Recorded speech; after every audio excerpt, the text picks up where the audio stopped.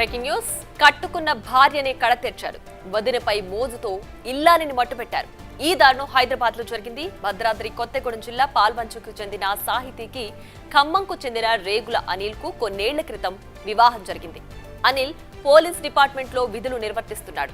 ఉద్యోగరీత్యా హైదరాబాద్ లో కాపురం ఉంటున్నారు. వీరి కాపురం కొన్నేళ్లు సాఫీగానే సాగింది. అయితే అనిల్ వదినపై మనసు పడ్డాడు. భార్య అక్కతో వివాహేతర సంబంధం పెట్టుకున్నారు. ఆమెతో ఉండాలని అనుకున్నాడు. తరచూ భార్య సాహితీతో గొడవ పడుతూ ఆమెను వేధించేవాడని సమాచారం.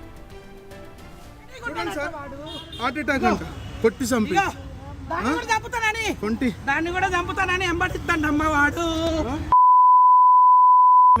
ఆడపిల్లల్ని డ్రాప్ చేసిండమ్మ వాడు. ఇద్దరు అక్క చెల్లెల్ని డ్రాప్ చేసిండు. ఇవాళ మా బిడ్డను చంపేసిండమ్మా. కొట్టి చంపి హార్ట్ అటాక్ అంటుండు.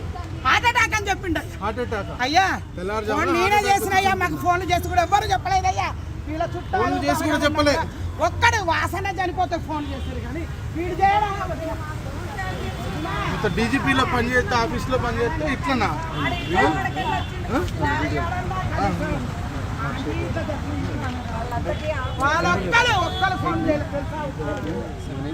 భార్యాభర్తల గొడవ పంచాయతీల వరకు వెళ్లింది. పద్ధతి మార్చుకోవాలని పెద్దలు అనిల్ ను హెచ్చరించారు.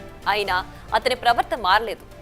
నిన్న కూడా భార్యతో గొడవ పడి విపరీతంగా కొట్టాడు అనిల్. ఆ దెబ్బకు ఆమె కుప్పకూలిపోయింది. పాల్వంచులోని సాహితీ కుటుంబ సభ్యులకు ఫోన్ చేసి ఆమె గుండెపోటుతో చనిపోయిందని చెప్పాడు. సాహితీ ఒంటిపై గాయాలుండడంతో కుటుంబ సభ్యులు ఆమె మృతిపై అనుమానం వ్యక్తం చేస్తున్నారు. కొట్టి చంపేసి గుండెపోటుతో చనిపోయినట్లు చిత్రీకరిస్తున్నాడని సాహితీ బంధువులు ఆరోపిస్తున్నారు. అనిల్ పై పోలీసులకు ఫిర్యాదు చేశారు సాహితీ తల్లిదండ్రులు.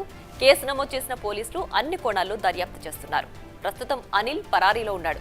సాహితీ మృతదేహం ఖమ్మం ఆసుపత్రికి తరలించారు.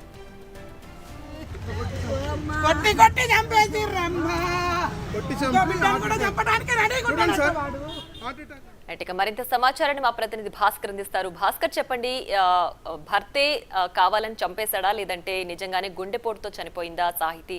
ఏంటి దీనికి సంబంధించి పూర్తి డీటెయిల్స్? ఇప్పటికే ఖమ్మం నగరానికి చెందినటువంటి అనిలు గత కొన్నాళ్ళ క్రితం ఒక పాల్వంచ పట్టణానికి చెందినటువంటి సహాయితో వివాహం జరిగింది. అదంతా కూడా పెద్ద సమస్య జరిగింది. మొత్తానికైతే వాళ్ళు ఉద్యోగరీత్యా అనిలు హైదరాబాద్ లో పోలీస్ డిపార్ట్మెంట్ లో పనిచేస్తూ విధులు నిర్వహిస్తున్న నేపథ్యంలో అక్కడే సంసారం సాఫీగా జరుగుతుంది. కొన్నాళ్ల పాటు మంచిగా ఉన్న తర్వాత ఒక మృతాలి అక్కతోటి అక్రమ సంబంధం పెట్టుకున్నారంటూ పలుమార్లు కూడా సాహితీ కూడా వాళ్ళ భర్తను హెచ్చరించిన నేపథ్యం కూడా ఉంది.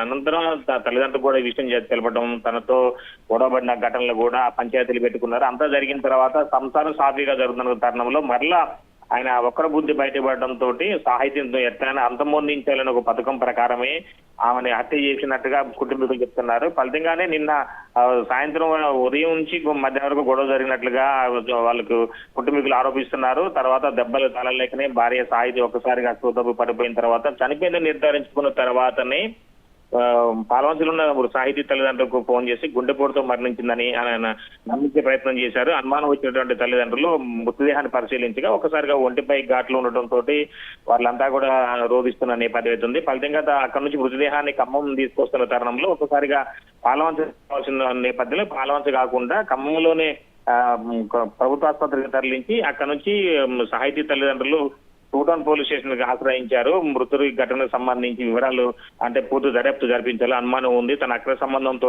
ఇలాంటి ఘటనలకు పాల్పడారంటూ కూడా ఆయన అంటే సాహితీతో పాటు సాహితీ వాళ్ళ అక్కకు అక్రమ సంబంధం ఉన్నది అనేది తల్లిదండ్రులు అంటే వాళ్ళ బంధువులు చెప్తున్న మాట.